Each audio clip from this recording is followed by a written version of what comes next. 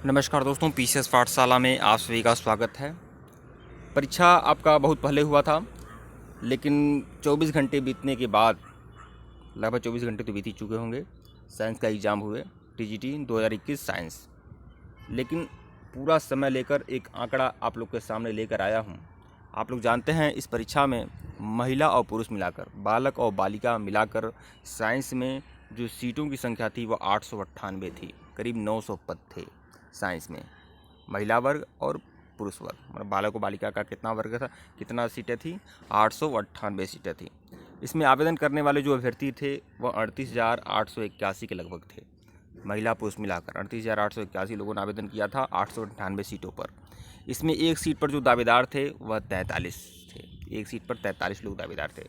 तो कोई बहुत बड़ा लड़ाई नहीं है। अगर एक सीट पर 43 लोग दावेदार थे तो बहुत बड़ा लड़ाई नहीं है। और अब्सेंट भी होते हैं, आप जानते हैं कि 15-20% अब्सेंट हैं। तो कुल मिलाकर अगर 43% है तो आप इसे नहीं 35 तो 35-36 मान सकते हैं। 35 मानिए, 35 दावेदार थे।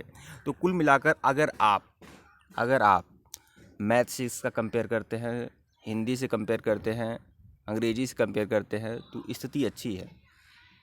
मैथ में आपको पता है 78 दावेदार हैं एक सीट पर, नहीं सॉरी 78 दावेदार नहीं है, वहाँ पर भी 41-42 ही हैं।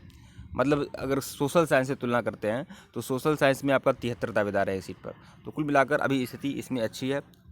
तो देखिए दोस्तों, यहाँ पर कट ऑफ क्या जाएगा। साइंस का प्रश्न पत्र हमने देखा, उसमें जो भी प्रश्न थे, जिस तरह के प्रश्न थे, जो परंपरागत प्रश्न रहते हैं वही प्रश्न थे। लेकिन कठिनाई स्तर की वृद्धि हुई है। मतलब पहले की अपेक्षा 2016 से अगर कंपेयर किया जाए, या 2016 से पहले जो आयोग के पेपर हुए हैं टीजीटी साइंस के, अगर उससे कंपेयर किया जाए तो कठिनाई स्तर बढ़ा है। लेकिन कठिनाई स्तर में इजाफा बहुत ज़्यादा नहीं हुआ है, 10% का हुआ है। 8 से 10% आप कठिनाई स्तर मान लीजिए कि अगर पिछले पेपर से तुलना किया जाए तो इसका जो, और यहाँ पर भगदड़ भी थोड़ी अन्य परीक्षाओं की अपेक्षा, अन्य जो टीजीटी का जो सब्जेक्ट है उसकी अपेक्षा कम है। जैसे सोशल साइंस से या फिर हिंदी से यहाँ पर कम है। तो यहाँ पर कट ऑफ आपका कम जाएगा, बिल्कुल कम जाएगा, लेकिन इतना कम नहीं जाएगा जितना आप सोच रहे हैं, इतना कम नहीं जाएगा।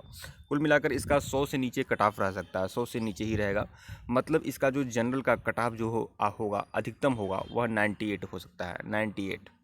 98 से 94 तक, मतलब 94 से लेकर 98 तक कोई भी जनरल का है तो वह पूरी तरह से सुरक्षित है। जनरल मेल की बात कर रहा हूँ दोस्तों, मैं सिर्फ मेल की बात करूँगा। और फीमेल अगर आपको जानना है तो आप इसी में से दो अंक आप घटा के मानिएगा, इसमें भी 2 अंक घटा लीजिएगा।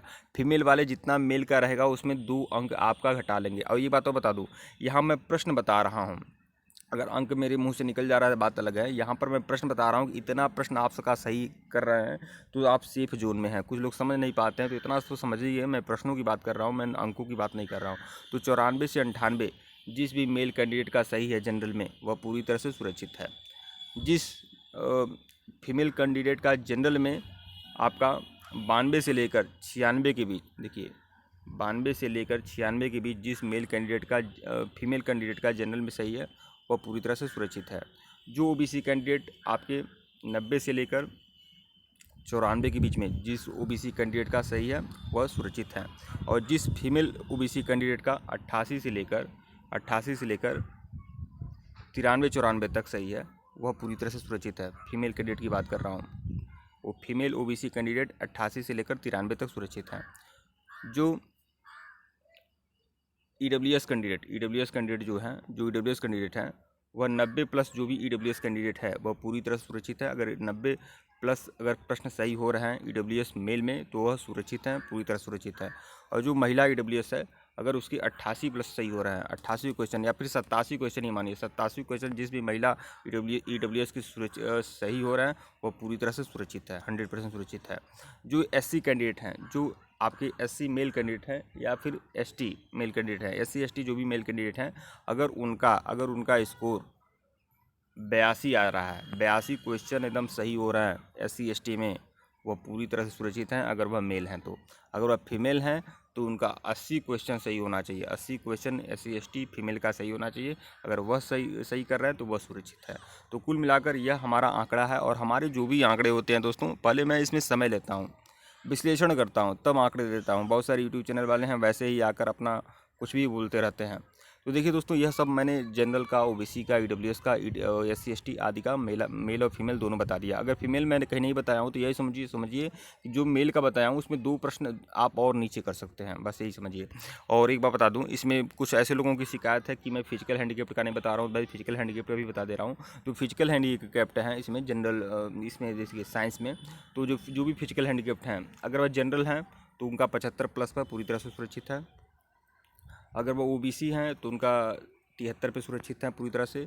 अगर वह एससी एसटी हैं तो वह 70+ पर पूरी तरह से सुरक्षित हैं। यह आपका ये फिजिकल हैंडीकैप्ट का है। अगर भूतपूर्व सेनानी हैं या फिर स्वतंत्रता संग्राम सेनानी हैं या भूतपूर्व सैनिक हैं या फिर खेल कोटे वाले हैं या फिर कुछ अदर जो भी रियायत मिलती है बाकी लोगों को, अगर वह हैं तो वो भी 70+ पर पूरी तरह सुरक्षित है। मतलब 70% उनके सही हो रहे हैं। जो भी एक्स सर्विसमैन हैं तो वह पूरी तरह से सुरक्षित होंगे, सेफ होंगे। ठीक है दोस्तों, वीडियो को लाइक और चैनल को सब्सक्राइब करिएगा। टेलीग्राम का लिंक डिस्क्रिप्शन में है, टेलीग्राम को बिल्कुल ज्वाइन करिएगा। बिल्कुल ज्वाइन करना है टेलीग्राम को ज्वाइन करना बिल्कुल मत भूलिएगा। धन्यवाद आप लोग को।